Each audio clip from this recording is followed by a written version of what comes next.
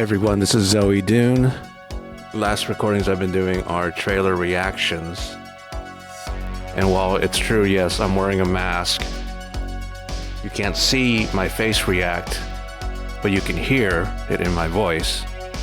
So it's still a reaction. A bit challenging, I understand, I realize that. Which is why I'm going to do something new here with this new video. I thought about doing reaction videos to some of the mainstream stuff. Not really that mainstream, there's more, still not that independent. And I'll show you what the contrast is here in a second. And here it is.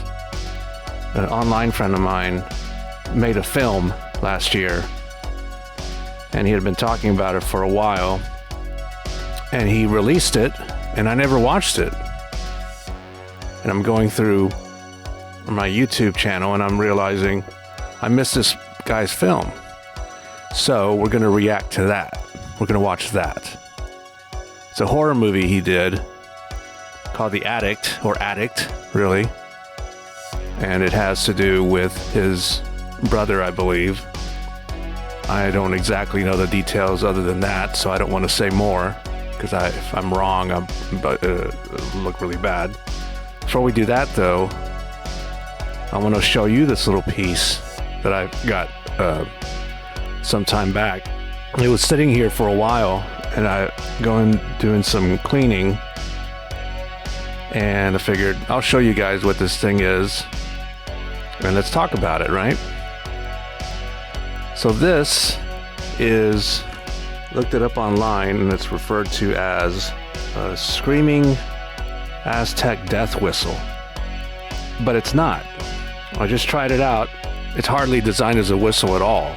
It was clear to me when I saw it in the display that it's for incense cones. Put those underneath and it billows out the top hole. So anybody who's telling you it's a whistle, it's a horrible whistle if it is. I think the Aztecs were a little better in designing things than that. I mean, you can blow through anything and it's a whistle, but this ain't that. And I thought it was a very pretty piece, and trying to find some place to put it. Yeah, I know where I should put it. Okay. So let's watch this trailer here. We're gonna watch a trailer for Addict here in a bit. I need to give you some updates though.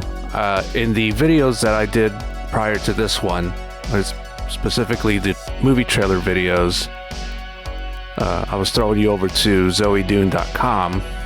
It's down right now because moving over to another host. I'm a lot happier with it.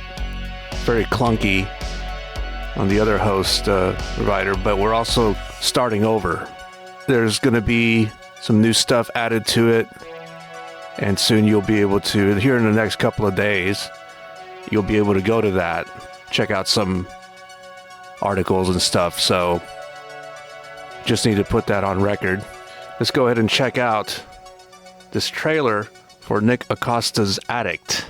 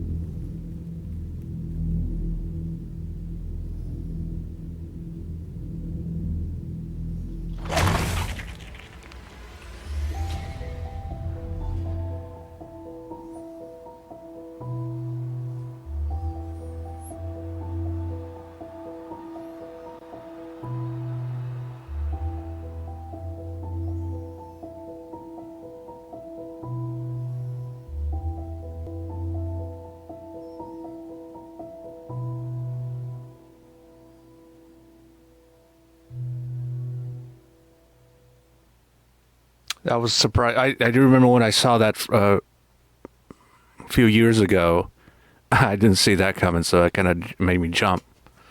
It wasn't anything that you would expect. The reason I want to do this is we need to support independent artists more, and that's not done enough. There's going to be a reaction or a preview or commentary or review, or I'm going to be doing From Dusk Till Dawn 2 sometime soon, which nobody's done. So I'm the guy who's going to do what nobody's doing. You could argue there's a reason why they're not doing it, but I'm doing it. So there's a lot of information on that I think would be interesting to Dusk Till Dawn fans. Well, From Dusk Till Dawn fans will already know about that stuff. But if you're bordering on checking out those movies, then I'll tell you why, or why you should or why you shouldn't. So I'm excited about that. All right, so we're going to go right into the dark, and we're going to watch Addict by Nick Acosta. So let's do this. It's for you, Nick. By the way, why don't reaction video people ever turn off their lights? They're always watching movies in a brightly lit room. Swear to God, this generation's killing me. You guys are killing me.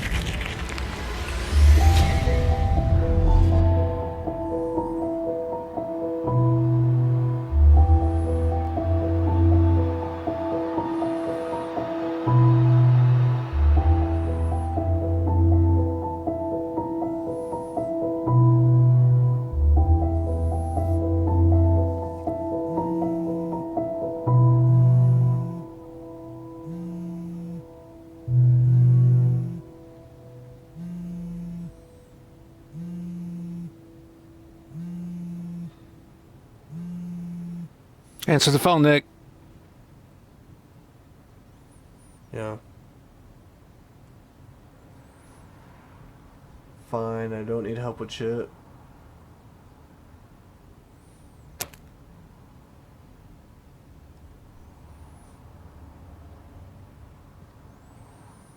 Oh, he's acting like he's some sort of priest.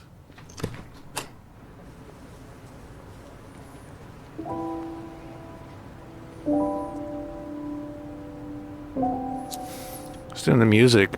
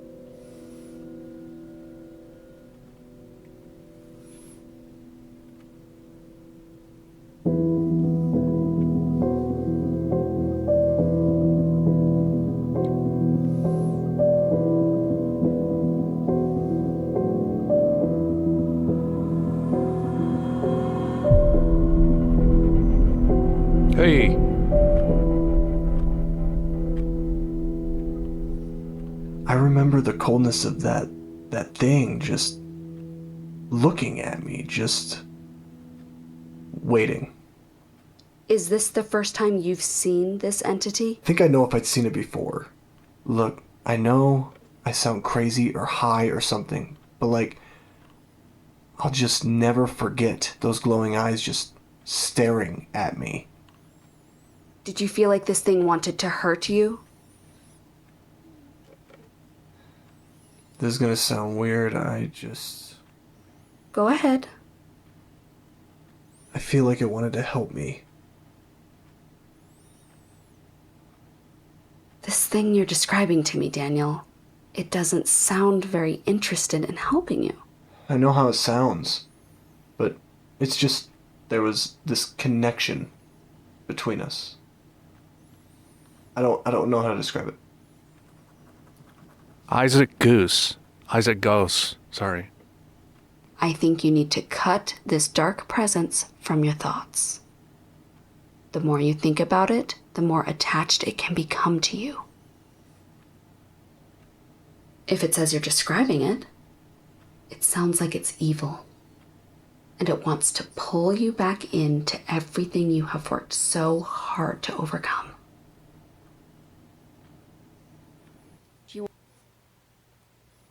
Isaac Ghost is the composer, 24 years old, out of Canada. All right, just wanted to say that. Do you want to become the person you were when you overdosed, Daniel?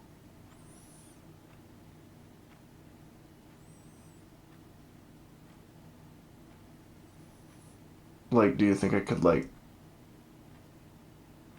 take something to help control these thoughts? Like anything?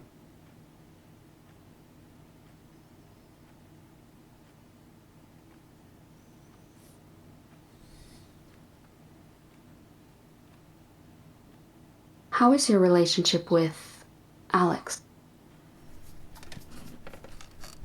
Same as always. Shitty. How do you think Alex feels about this whole situation? Have you talked to him about this entity you've been feeling? We're not close. Okay, the only time he reaches out is to preach some doctrinal bullshit about hope and how he believes in me. And that I'm, I don't know, a good person. I'm not. You're not what? A good person. Good person wouldn't be as fucked up as I am. Is everything okay? Daniel, you're drifting away.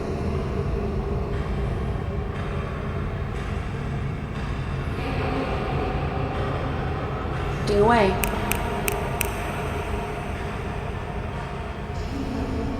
Where are you going? Daniel! Where did you go? Well, you've been putting on weight. That's good. I guess. How's therapy going? You've been writing down your thoughts like Dr. Damon asked? Why are you here? Did Mom and Dad send you? Why are you always questioning my motives? You know I care about you.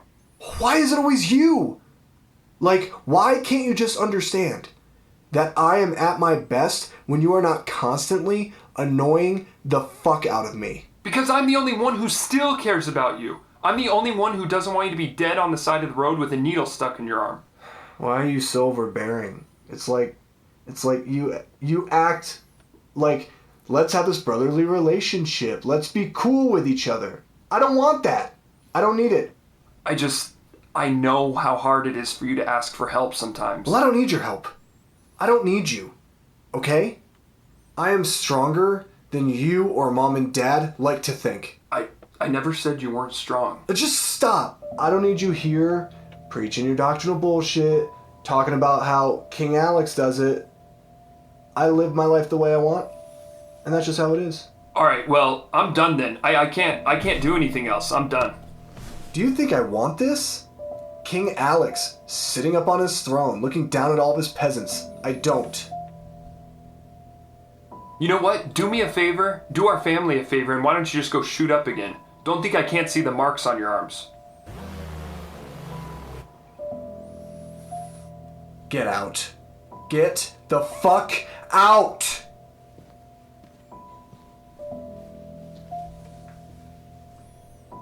I love you. Alright? I'm sorry.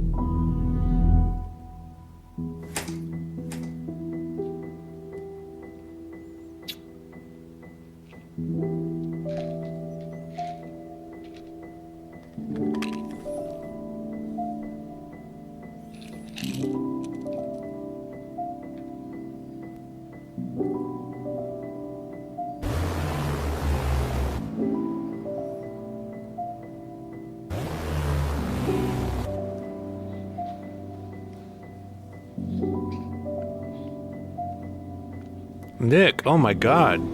Calm down.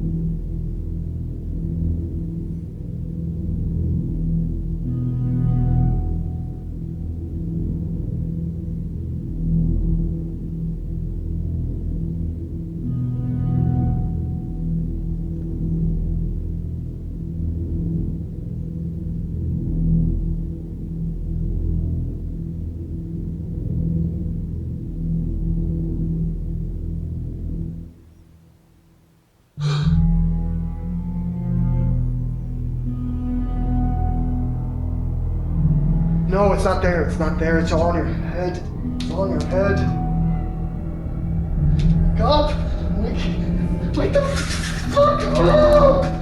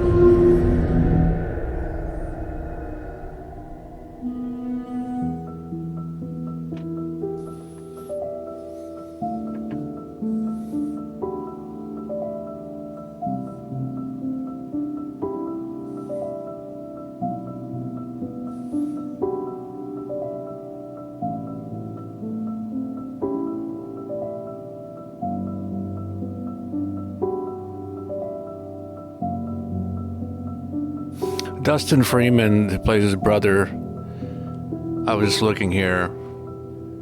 He's in a Lifetime movie.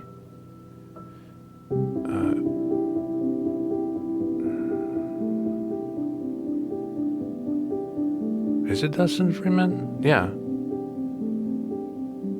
Oh, wait, I want to see who did the sound design.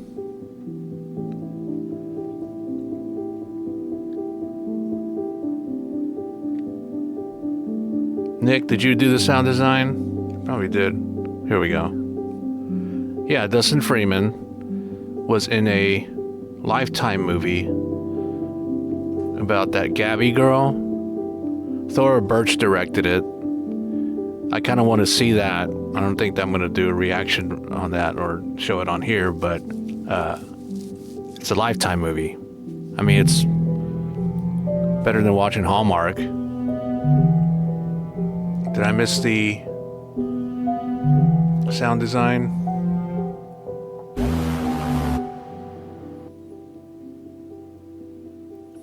Marcus Parker as the entity.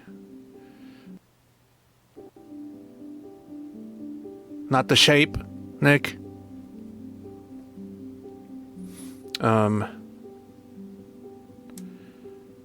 Nathan Hale as the entity, so okay. No, all right. I thought maybe Marcus Parker and Nathan Hale might have also been somewhere else other than just playing the entity, but there we go. Sound design, Sergius Tandraja. I missed it. I'm not going to back up again.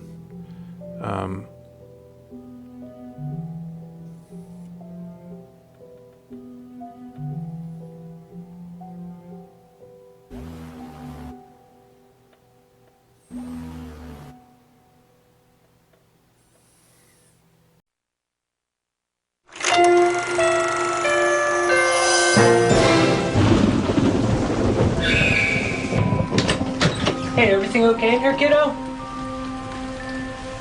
Daddy, I can't sleep. Can you tell me a bedtime story? I'm always telling you a bedtime story, Munchkins. Why don't you tell me a bedtime story for a change? Okay, but it's real scary.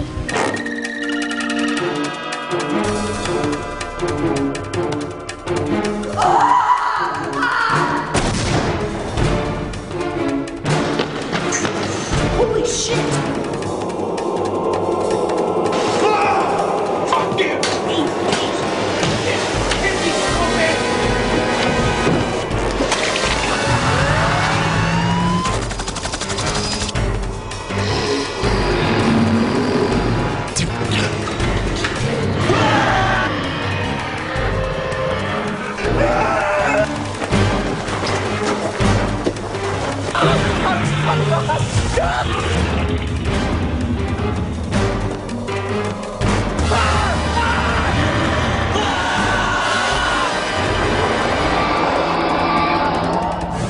Let me guess. We've got a giant turd man living in the sewer, dragging people down into their toilets.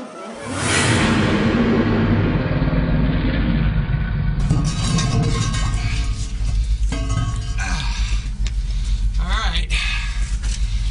Down we go.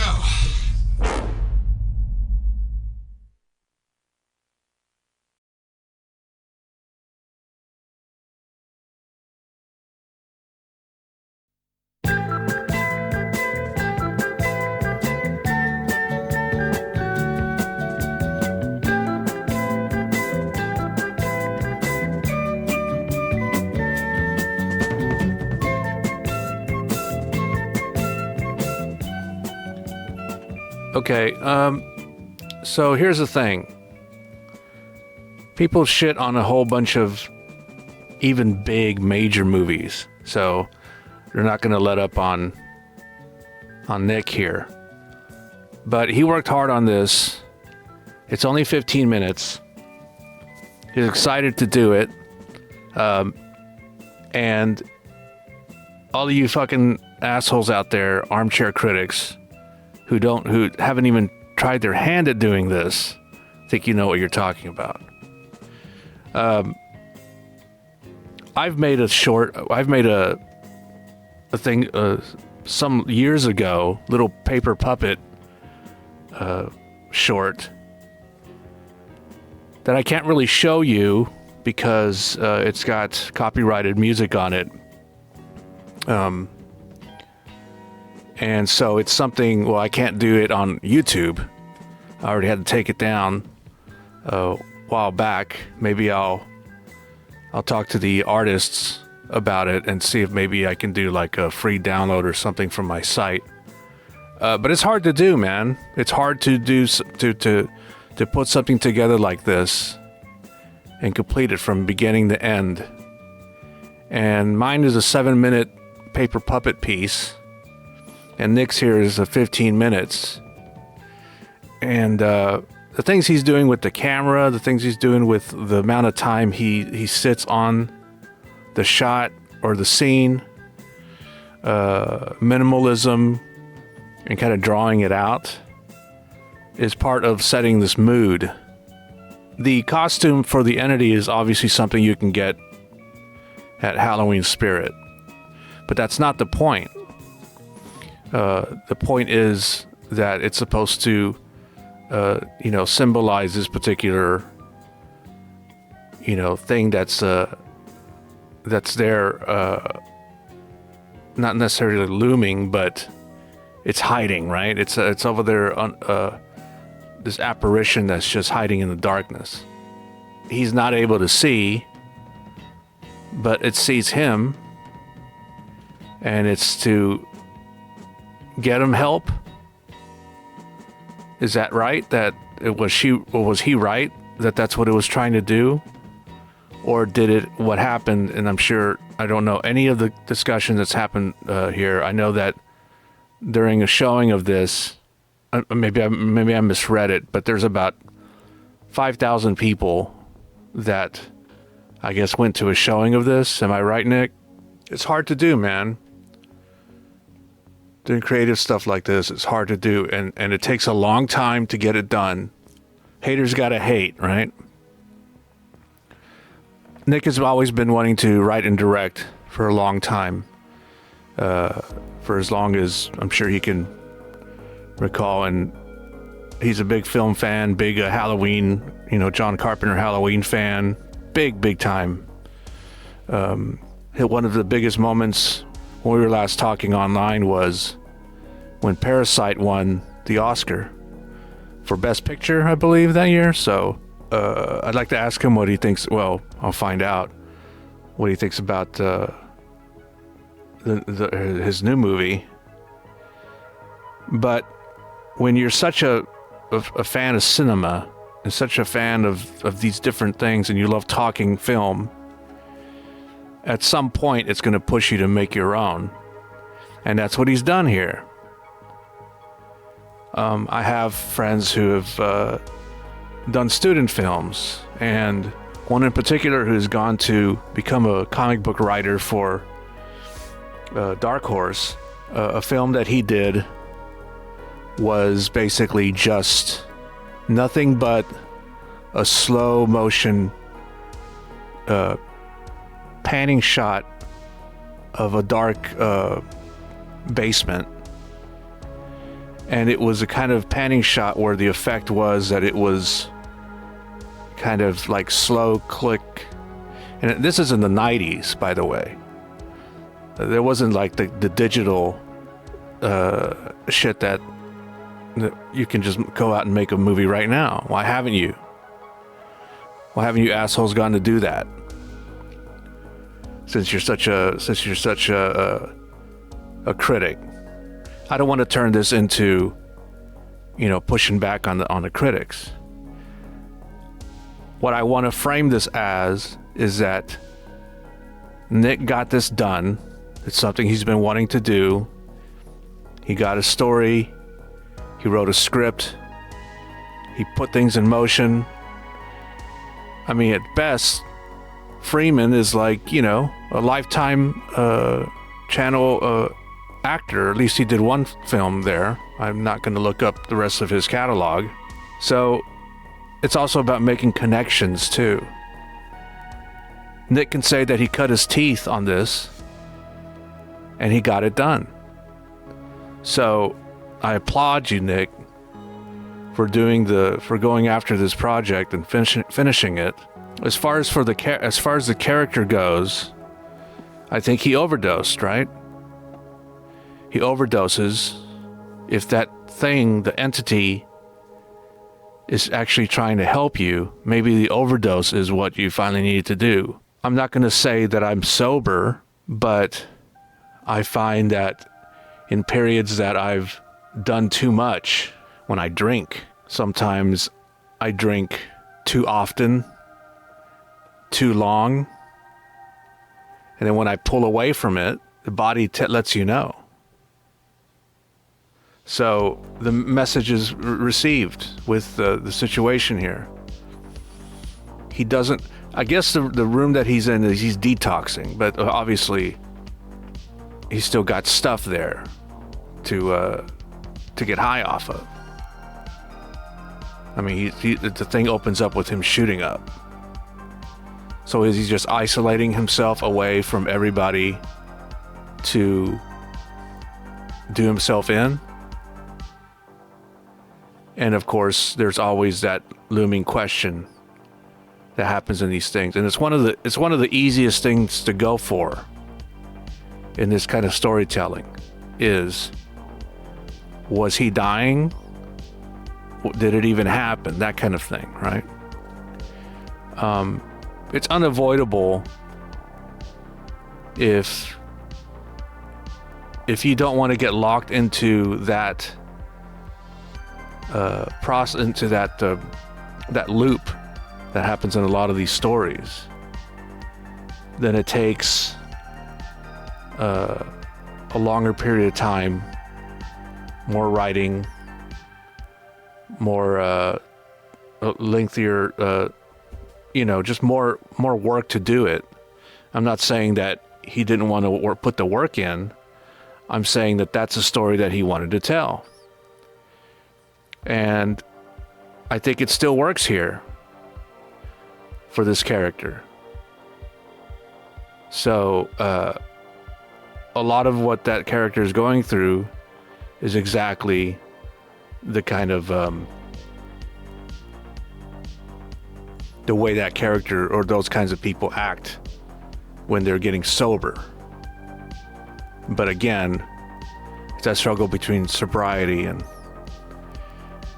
addiction. And I'm gonna go with that he OD'd. Isaac Gross's Gross. Isn't that also spelled the same way as what's that movie?